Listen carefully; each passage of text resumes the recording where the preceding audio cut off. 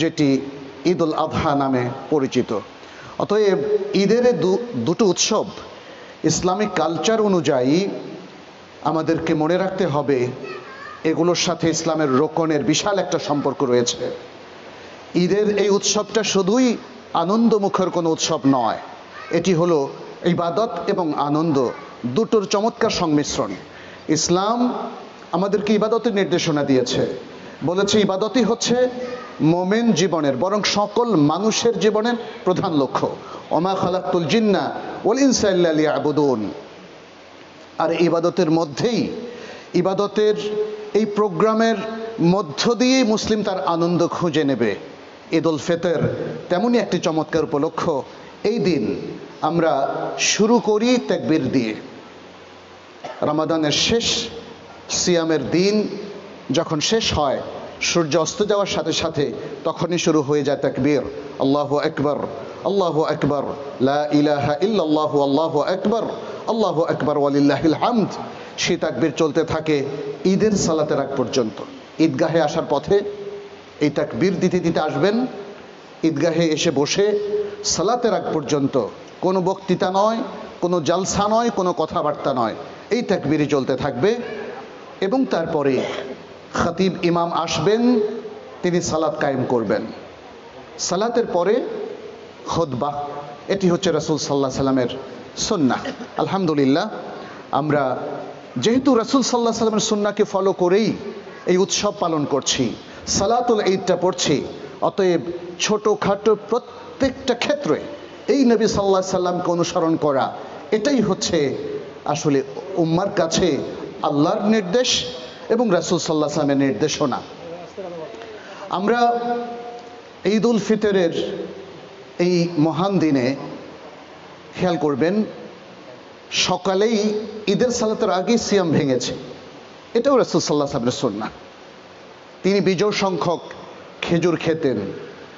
বিজোড় সংখ্যক যদি কেউ না খেয়ে জোড় সংখ্যক খান, এতে তার কোনো পাপ হবে না। কিন্তু ফোকাসটা মনে রাখবেন সব সময়, সুন্নাহকে ফলো করা।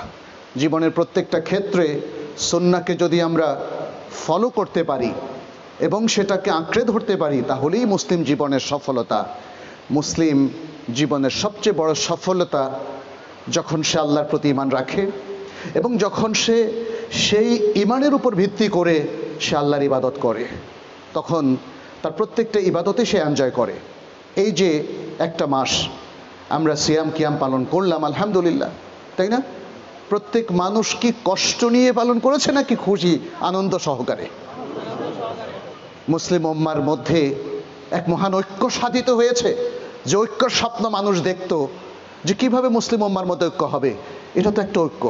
সারা পৃথিবীর সকল মুসলিম সিয়াম পালন করছে, একসাথে ইফতার করছে, কি আনন্দ নিয়ে। এবারও দেখলাম শুধু হারামাইন নয়, মক্কা মদিনা নয়, এই বাংলাদেশে সবাই ইফতার বিলাচ্ছে। যে রিক্সাওয়ালা ভাইদেরকে সারা বছর ভুলে থাকে, তাদেরকে ইফতার বিলাচ্ছে। পথচারীদেরকে কেউ পানিও খাওয়ায় না, কিন্তু এই রমাদানে ইফতার বিলাচ্ছে, পানি বিলাচ্ছে। সুবহানাল্লাহ, এক অন্যরকম সম্প্রীতি, অন্যরকম ভালোবাসা, অন্যরকম মাহাব্বা। সুবহানাল্লাহ। প্রিয় ভাইরা, প্রিয় উপস্থিতি, হে মুসলিম উম্মাহ, এই সম্প্রীতি কি আমরা ধরে রাখতে পারি না? এই ভালোবাসাটা কি আমরা জাগরুক রাখতে পারি না? আমাদের দেশে, এই প্রিয় বাংলাদেশে এই ভালোবাসা, এই দিদি মাহাব্বা আমরা কি প্রতিষ্ঠিত রাখতে পারি না? যদি তাই রাখতে পারি, তাহলে চলুন এই রমাদান থেকে নতুন জীবন শুরু হোক, নতুন বাংলাদেশের যাত্রা শুরু হোক। নতুনভাবে ইবাদতকে আমরা প্রতিষ্ঠিত করতে থাকি। আমাদের যিনি সবসময় গাইড করছেন, তিনি হচ্ছেন আল্লাহ সুবহানাহু ওয়া তাআলা, আর তার মেসেঞ্জার রাসূলুল্লাহ সাল্লাল্লাহু আলাইহি সাল্লাম। আল কোরআন এবং আস সুন্নাহ, এই দুটো আমাদের জন্য গাইডলাইন। এই দুটো যত দিন ধরে ভালো করে পড়ব, বুঝবো আর আমল করব, অনুসরণ করব, ততদিন মুসলিম উম্মাহ কোনোদিন পথ হারাবে না। মনে রাখবেন, আজকের এই আনন্দের দিনে আমরা যেন ভুলে না যাই আমরা আল্লাহর বান্দা, ভুলে না যাই যেন আমরা একটা মাস সিয়াম কিয়ামের মধ্য দিয়ে তাকওয়া অর্জনের চেষ্টা করেছি। আমরা যেন ভুলে না যাই সিয়াম আমাদের ঈমানকে ঠিক করে দিয়েছে।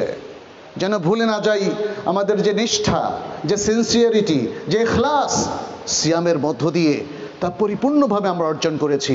এমন এক সিয়াম, এমন একটা আমল আমরা করেছি যে আমলটা সত্যিই করেছি কিনা আল্লাহ ছাড়া কেউ জানে না। সেজন্যই আল্লাহ বলেছেন আসিয়ামু লি ওয়া আনা আজজি বিহি, আমার জন্যই বান্দা সিয়াম রেখেছে, কারণ সে আসলেই সিয়াম রেখেছে কিনা আমি আল্লাহ ছাড়া আর কেউ জানে না। ফলে আমি তার স্পেশাল পুরস্কার দেব, তাকে বাবুর রাইয়ান দিয়ে ঢোকাবো। সুবহানাল্লাহ। ভুলে যাবেন না আপনাদের জন্য কে করেছেন এই আয়োজন? মহান আল্লাহ সুবহানাহু ওয়া তাআলা এই আয়োজন করেছেন। এত সম্মাননা দিয়েছেন, রাইয়ান ফটক দিয়ে আপনাদেরকে ঢোকাবেন এবং তারপরে আপনাদেরকে পুরস্কার দিবেন কে? আল্লাহ সুবহানাহু ওয়া তাআলা। তাহলে আজকের আনন্দের দিনে আল্লাহকে ভুলে যাবেন? এমন আনন্দে, এমন উল্লাসে আপনি মেতে উঠবেন যেটা আল্লাহর নাফরমানি, আল্লাহর অবাধ্যতা, যেটা পাপ এবং যেটা অন্যায়, সেটা করাটা ঠিক হবে না। যদি কেউ করেন, তার চাইতে আসলে আল্লাহদ্রোহী কোনো ব্যক্তি কি থাকতে পারে?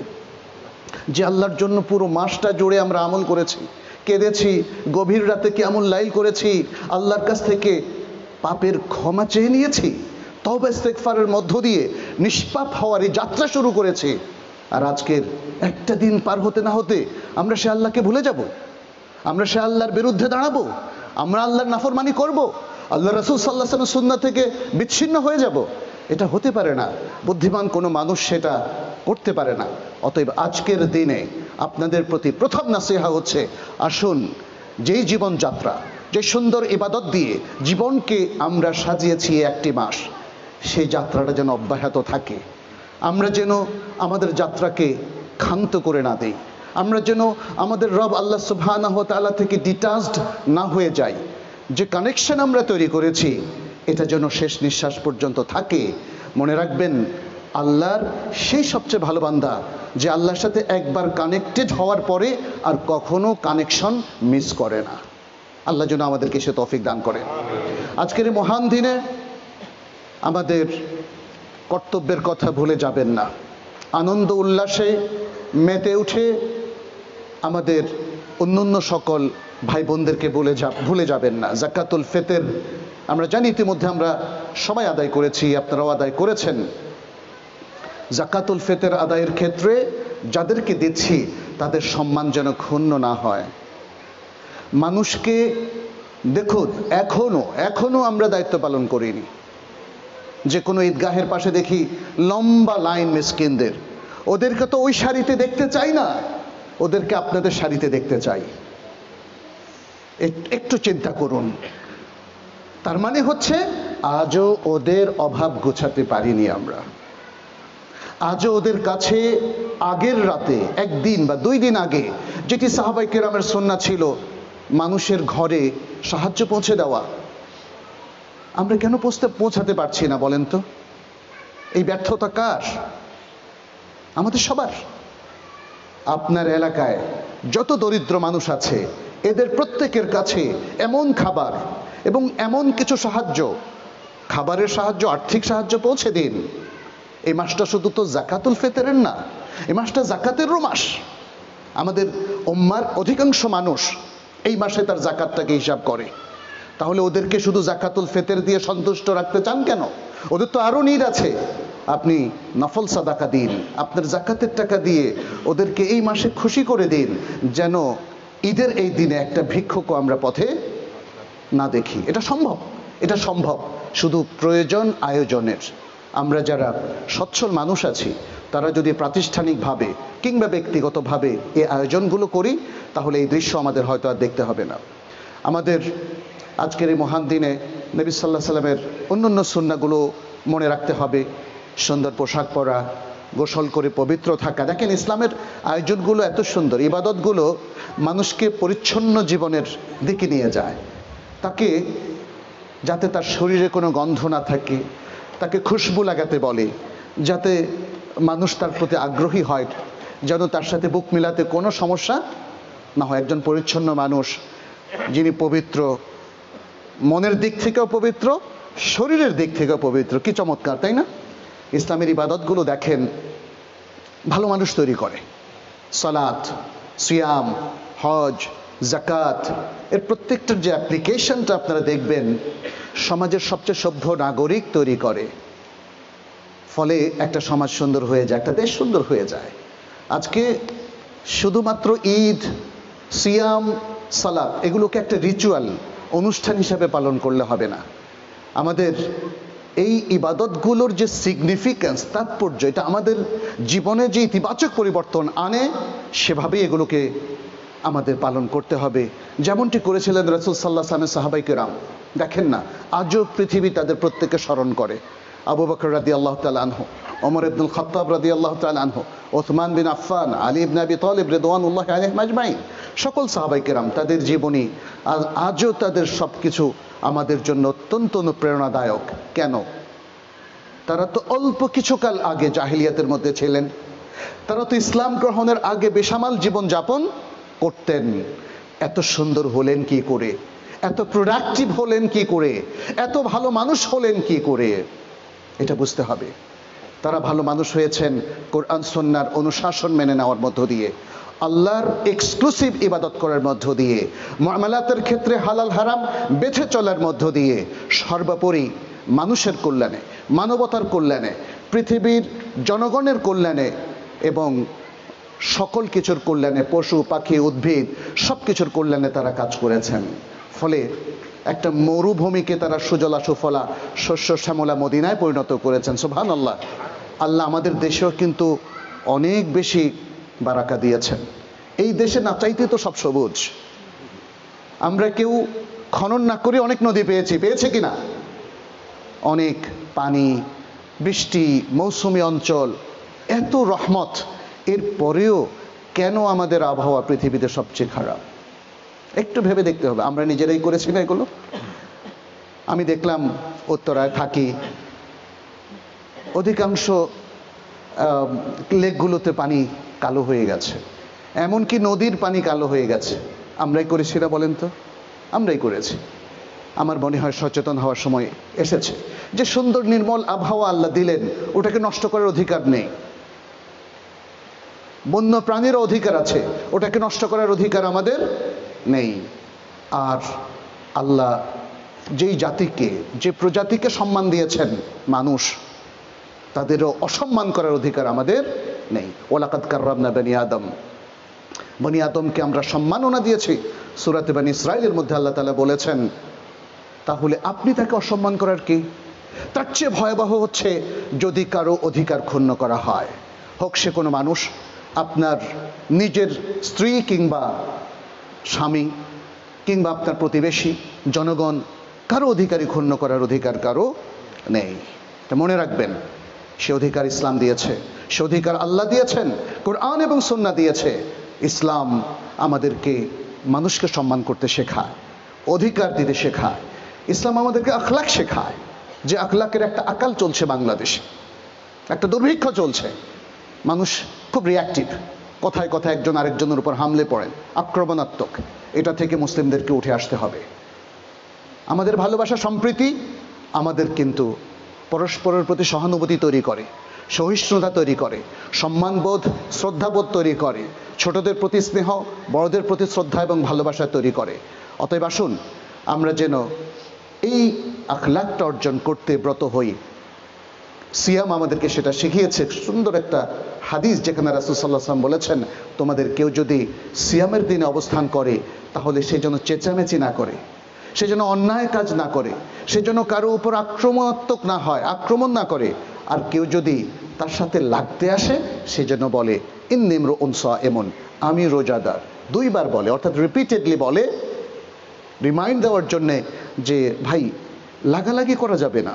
This is not Islamic culture, this is not the culture of সিয়াম, অফ রমাদান। অতএব এইভাবেই দেখেন আমাদের মধ্যে পরিবর্তন সিয়াম এনেছে। আমাদের শুধু ফোকাসটা পাল্টাতে হবে। আমরা সিয়ামকে মনে করি ভালো ইফতার খাওয়া যাবে, এই প্রোগ্রাম। ভালো ইফতার খাওয়ার প্রোগ্রাম হচ্ছে সিয়াম, আর ভালো সাহারি। কিছু কিছু মানুষ ইফতার নিয়ে পার্টি করে এবং সাহারি পার্টিও করে। এই যে পার্টি, এই কালচারটা ইসলামিক না, এটা ওয়েস্টার্ন কালচার। আপনি কেন পার্টি করতে যাবেন? ইসলাম তো আরো চমৎকার প্রোগ্রাম দিয়েছে, তাফতির সায়েম, বারনামেজ তাফতির সায়েম, অর্থাৎ রোজাদারকে ইফতার করানোর প্রোগ্রাম, এটা নাম দেন রাসূল সাল্লাল্লাহু আলাইহি ওয়াসাল্লামের ভাষায়। যেমনটি তিনি বলেছেন, যে ব্যক্তি কোনো রোজাদারকে ইফতার করায় সে ওই রোজাদারের সিয়ামের কারণে যত সওয়াব হয় সবটাই সে প্রাপ্ত হবে, কিন্তু রোজাদারের কোনো কমতি হবে না। গ্রেট! এত চমৎকার প্রোগ্রাম, সেটাকে পার্টিতে নিয়ে গেলেন কেন? সাহরি, রাসূল সাল্লাল্লাহু আলাইহি ওয়াসাল্লাম বলছেন তাসাহহারু ফাইন্না ফিস সাহুরি বারাকা, সাহরি খাও, সাহরির মধ্যে আছে বারাকা। চমৎকার! নিজে রাসূল সাল্লাল্লাহু আলাইহি ওয়াসাল্লাম সবসময়, প্রতিদিন, প্রতি রাতে তিনি সাহরি খেতেন ফজরের 15-20 মিনিট বা আধা ঘন্টা আগে। এটা তার সুন্নাহ। তাহলে তার সুন্নাহকে অ্যাজ ইট ইজ রিভাইভ করা প্রয়োজন আমাদের। এবং প্রত্যেকটা ক্ষেত্রে আইন, আদালত, প্রশাসন, পুলিশ প্রশাসন, আর্মি, সব জায়গাতে আপনারা ইসলামকে আপহোল্ড করবেন। সৎ নাগরিক পাবেন, দেশপ্রেমিক মানুষ পাবেন, ভালো মানুষ পাবেন, দুর্নীতিমুক্ত মানুষ পাবেন। আরেকটা জিনিস একটু বলি আজকে, জাস্ট অ্যাজ এ রিমাইন্ডার। আজকে আনন্দের দিনে দেখবেন যে আমাদের অনেক মুসলিম ভাই বোনেরা খুব দুঃখ কষ্টে আছে, ওদের কথা ভুলে যাবেন না। একটু হসপিটালে কেউ যদি পারেন একটু ভিজিট করবেন। না হোক আপনার কোনো আত্মীয় স্বজন হয়তো নেই রক্তের সম্পর্কের, কিন্তু যারা আছে ওরা কি আমাদের দিনের সম্পর্কের আত্মীয় স্বজন না? এই প্রেরণাটা লালন করুন, তাহলে ঈদটা আমাদের আরও চমৎকার হবে, অর্থবহ হবে, এবং ঈদের প্রকৃত আনন্দটা তখন আমরা উপলব্ধি করতে পারবো। আল্লাহু আকবার, আল্লাহু আকবার, লা ইলাহা ইল্লাল্লাহু, আল্লাহু আকবার, আল্লাহু আকবার, ওয়ালিল্লাহিল হামদ। রমাদানের জন্য আমরা অপেক্ষা ছিলাম, আসলো এবং মনে হয় হঠাৎ করেই চলে গেল। রমাদান পরবর্তী জীবন নিয়ে একটু ভাবুন। রমাদানকে যেভাবে আমরা খুব অ্যাক্টিভ রেখেছিলাম, পরের জীবনটা কি তাহলে নিষ্ক্রিয় হয়ে যাবে? প্রিয় ভাইরা, একটু চিন্তা করুন। রমাদানের এই প্রভাবটাকে, এই ট্রেনিংটাকে আমরা ঈদ পরবর্তী জীবনে যেন ধরে রাখি। মনে রাখবেন, রমাদান আমাদের কাছে বেশ কয়েকটা ভালো প্রভাব রেখে গেছে। এক, আমাদের ঈমানকে পরিপূর্ণ করে দিয়েছে, আমাদের ইখলাসকে পরিপূর্ণ করে দিয়েছে, আমাদের তাকওয়াকে একদম মিটারের সর্বোচ্চ জায়গায় নিয়ে গেছে, আলহামদুলিল্লাহ। আর আমাদের আখলাকি যে ভুল ত্রুটিগুলো ছিল সেটাকে তৈরি করে দিয়েছে। অতএব ঈমান, ইখলাস, তাকওয়া, আখলাক, এগুলোর জন্য আমরা বজায় রাখি। আখলাকের মধ্যে অনেক সুন্দর সুন্দর জিনিস চলে আসে। সবর করা, ধৈর্য ধরা, অন্যদের প্রতি শ্রদ্ধাশীল থাকা, মানুষের সাথে বিনয়ী ব্যবহার করা, মানুষের অধিকার সংরক্ষণ করা, কাউকে ছোট্ট না করা, হেয় না করা, কারো অধিকার ক্ষুণ্ণ না করা ইত্যাদি। আখলাকের আরও যত বিষয়গুলো আছে, আসুন আমরা রমাদানের এই মহান শিক্ষার মধ্য দিয়ে আমরা সেগুলোকে অর্জন করি এবং সারা জীবনের জন্য অর্জন করি। আজকের এই মহান ঈদের দিনেও আমরা যেন নিজেদেরকে সেভাবে তৈরি করতে পারি। আল্লাহু আকবার, আল্লাহু আকবার, লা ইলাহা ইল্লাল্লাহু, আল্লাহু আকবার, আল্লাহু আকবার, ওয়ালিল্লাহিল হামদ।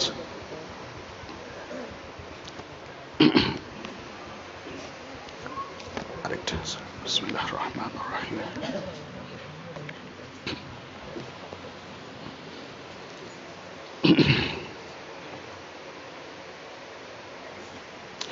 ইবাদত, আলহামদুলিল্লাহ আলা ইহসানি ওয়া শুকরু লাহু আলা তৌফিকিহি ওয়া ইমতিনানিহি ওয়া আশহাদু আল্লা ইলাহা ইল্লাল্লাহু ওয়াহদাহু লা শারীকা লাহু তা'যীমান লিশানিহি ওয়া আশহাদু আন্না মুহাম্মাদান আবদুহু ওয়া রাসূলুহু আদ-দাঈ ইলা রিদওয়ানিহি সাল্লাল্লাহু আলাইহি ওয়া আলা আলিহি ওয়া আসহাবিহি ওয়া ইখওয়ানিহি ওয়া সাল্লামা তাসলিমান কাসীরান কাসীরা। ইবাদাল্লাহ, আল্লাহ সুবহানাহু ওয়া তাআলার আমরা শুকরিয়া আদায় করছি, যিনি আমাদেরকে একটি পূর্ণ মাস, রমাদানের মতো বরকতপূর্ণ, মুবারক, পবিত্র একটি মাস দেওয়ার পরে আমাদেরকে ঈদের মতো মহান একটা উপলক্ষ দিয়েছেন।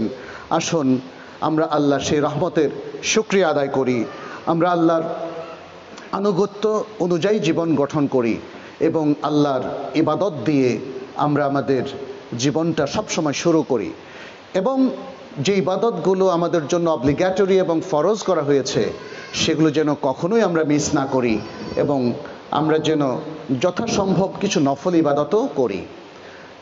একটা জিনিস খেয়াল রাখবেন, যেটা আমাদের কর্তব্য, যেটা আমাদের ডিউটি, সেটা পালন করেও আমরা আল্লাহর নৈকট্য অর্জন করতে পারি। তবে মান মর্যাদা মানুষের বাড়ে অতিরিক্ত আমলের মধ্য দিয়ে, অর্থাৎ নফল আমলের মধ্য দিয়ে। আপনি দেখবেন আপনার পরিবারের মধ্যেও যদি কেউ হিসেব করে চলেন, স্বামী তার স্ত্রীর দায়িত্ব পালন করে, স্ত্রী স্বামীর দায়িত্ব খুব হিসেব করে পালন করে, এই হিসেবের সম্পর্ক কিন্তু মধুর হয় না। মধুর হয় ছোট্ট একটা গিফট দিলে। এই গিফটটা নফল। একটা ছোট্ট গিফট দিলেন স্ত্রী স্বামীকে, স্বামী স্ত্রীকে, দেখবেন যে ভালোবাসার পারদটা কি পরিমাণ উপরে উঠে। আল্লাহর কাছেও তাই, আল্লাহর কাছেও তাই। আপনি হিসেব করে শুধু ফরজটা পড়বেন, ন, আপনি নফল আমল করবেন, নফল সালা পড়বেন, নফল সিয়াম রাখবেন সোমবার এবং বৃহস্পতিবার, আপনি নফল সাদাকা দিবেন যাকাতের অতিরিক্ত। আপনার কাছের মানুষগুলোও আপনাকে ভালোবাসে। শুধু যে আল্লাহ ভালোবাসবেন তা না, দেশবাসী আপনাকে ভালোবাসবে। মোটিভটা থাকবে আল্লাহর সন্তুষ্টি, এতটুকু মনে রাখবেন। এই যে ইবাদতের যে সিস্টেমটা, এটা মুসলিমকে আরো ব্যক্তিত্বশালী করে তোলে, এবং ব্যক্তিত্ব সম্পন্ন মুসলিম তখনই সে গণ্য হয় যখন সে তার ইবাদতের প্রোগ্রামগুলো সঠিকভাবে বাস্তবায়ন করে। অতএব আসুন আমাদের ঈদ যে ইবাদা এবং আনন্দ, সেটা আমরা সেই ফোকাসে থাকি। আজকে সারাটা দিন মনে রাখবেন যে আপনি ইবাদতের মধ্যে আছেন। আপনি যখন এখন বাসায় ফিরে যাবেন, আত্মীয় স্বজনের বাসায় খোঁজ খবর নেবেন, তাদের কুশলাদি নেবেন, হসপিটালে যাবেন রোগী দেখতে, সব কিছু ইবাদত বলে গণ্য হবে। শুধু খেয়াল রাখবেন এই আনন্দ উল্লাসের মধ্যে আমরা যেন আল্লাহর কোনো নাফরমানির কাজে লিপ্ত না হই। আমাদের দেশ, আমাদের সমাজ, আমাদের প্রতিবেশী, সবার জন্য কল্যাণকর যতটুকু সম্ভব কাজ আমরা সেটা করতে পারি। আরেকটা দুটো বিষয় বলে আমি শেষ করব। একটি হচ্ছে, যেটা পৃথিবীতে সবচেয়ে বড় ভয়াবহতম অপরাধ, সেটি হচ্ছে কুফরি এবং শিরক। কুফরি এবং শিরক এ সম্পর্কে আমাদের পড়াশোনা প্রয়োজন। কোন কাজে কুফরি হয়ে যায় এবং কিভাবে শিরক হয়ে যায়, এগুলো আমাদের জানতে হবে। কারণ কুফরি এবং শিরকের মধ্যে কেউ যদি লিপ্ত হন, তার জীবনের সব আয়োজন ব্যর্থ হয়ে যায়, তার সকল আমল বাতিল হয়ে যায়। আল্লাহ সুবহানাহু ওয়া তাআলা কোরআনে বারবার সেটি বলেছেন, এবং বলেছেন যে তাকে চিরতরে আল্লাহ জান্নাত হারাম করে দেন, জাহান্নাম তার জন্য অবধারিত করে দেন। লা ইন আশরাকতা লা ইয়াহবাতান্না আমালুক ওয়া লা তাকুনান্না মিনাল খাসিরিন। যদি শিরক করো তাহলে সকল আমল তোমার বাতিল হয়ে যাবে এবং তুমি ক্ষতিগ্রস্তদের অন্তর্ভুক্ত হবে। আর আরেকটি বিষয় হচ্ছে সুন্নাহকে ফলো করা এবং সুন্নাহর বিপরীত অবস্থান বেদাতকে বর্জন করা, এবং এর মধ্য দিয়ে আমরা আশা করছি আমাদের প্রত্যেক আমল আল্লাহর কাছে কবুল হবে। আল্লাহর আমলটা আল্লাহ এবং তার রাসূল যেভাবে বলেছেন সেভাবে আদায় করা, সেভাবে আদায় করার মধ্য দিয়েই সেটা আল্লাহর কাছে অ্যাকসেপ্ট হবে। আর আপনি যদি নিজের মন মতো করেন অথবা কোরআন সুন্নাহর অনুশাসন থেকে বের হয়ে যান, তাহলে সেটি আল্লাহর কাছে কবুল হবে না। এবং সেই জন্যই দেখেন আমরা টাইম মতো সিয়াম রেখেছি, টাইম মতো ইফতার করেছি। ইফতারের 1 মিনিট আগেও কাউকে জোর করে কি ইফতার করানো যেত? অথবা সাহরির টাইম শেষ, তারপরেও কি কেউ সাহরি করেছেন? এটা হয়নি। এই শৃঙ্খলাগুলো ইসলাম আমাদেরকে শিখিয়েছে। এই শৃঙ্খলার সাথে ইসলামের পলিসি, স্ট্র্যাটেজি, ইসলামের নীতিমালা, ইসলামের নির্দেশনা সব কিছু অন্তর্ভুক্ত। অতএব আসুন আমরা আজকের এই আনন্দের দিনে আবারও আল্লাহমুখী থাকি, আল্লাহমুখী হই। আল্লাহ যেন আমাদের ঈদকে কবুল করেন, আল্লাহ যেন আমাদের সিয়াম এবং কিয়ামকে কবুল করেন, আল্লাহ যেন আমাদের সকলের ভালো আমলগুলোকে কবুল করেন, আল্লাহ যেন আমাদের মুসলিম উম্মার সকল মুসলিমের রুটি রোজগার, রিজিক, সন্তান সন্ততি সব কিছুর মধ্যে বারাকা দেন। আল্লাহ যেন আমাদের নতুন প্রজন্মের মধ্যে বারাকা দেন, আল্লাহ যেন আমাদের দেশের মধ্যে বারাকা দেন, আল্লাহ যেন আমাদের সমাজে বারাকা দেন। আল্লাহ যেন এই ঈদগাহ, এই মসজিদ এবং ঈদগাহ কেন্দ্রিক যে মুসলিম, প্র্যাকটিসিং মুসলিম, যারা দিনকে ভালোবাসে, যে শ্রেণী গড়ে উঠেছে, আল্লাহ তাদের মধ্যে বারাকা দিন। যারা এই আয়োজন করেছেন তাদের মধ্যে বারাকা দিন। আল্লাহ আমাদেরকে তার হেদায়েতের উপর রাখুন, কোরআন এবং সুন্নাহর সঠিক মুত্তাবা হওয়ার তৌফিক দান করুন, এবং আল্লাহ আমাদের সকল আমলের মধ্যে বারাকা দিন, যাতে আমরা এই আমলগুলোর মধ্য দিয়ে দেশ, সমাজ, মানুষ, মানবতার পক্ষে দাঁড়াতে পারি, মানুষের কল্যাণে কাজ করতে পারি। আল্লাহ যেন আমাদেরকে সে তৌফিক দান করেন। আল্লাহ আমাদের ঈদের মধ্যে বারাকা দিন, ঈদের দিনের আমলের মধ্যে বারাকা দিন, আমাদের খাদ্য খাবারে বারাকা দিন, আমাদের জাতির উপর থেকে, বিশেষ করে বাংলাদেশের উপর থেকে তার যে কোনো ক্রোধ আঘাত তিনি উঠিয়ে নেন। বাংলাদেশে সঠিক নেতৃত্ব প্রতিষ্ঠিত করার তিনি তৌফিক দান করেন। এবং আমাদের সবার মধ্যে আল্লাহ যেন নেতৃত্বের গুণাবলীও তৈরি করে দেন, যাতে আমরা সব কিছু সুন্দরভাবে পরিচালিত করতে পারি। আল্লাহর কাছে তৌফিক কামনা করে এবং আপনাদের সবার প্রতি আমার মাহাব্বা, ভালোবাসা, শ্রদ্ধা রেখে আমরা এখানে শেষ করছি। আল্লাহু আকবার, আল্লাহু আকবার, লা ইলাহা ইল্লাল্লাহু, আল্লাহু আকবার, আল্লাহু আকবার, ওয়ালিল্লাহিল হামদ। ইবাদাল্লাহ, ইন্নাল্লাহা ইয়া'মুরু বিল আদলি ওয়াল ইহসান।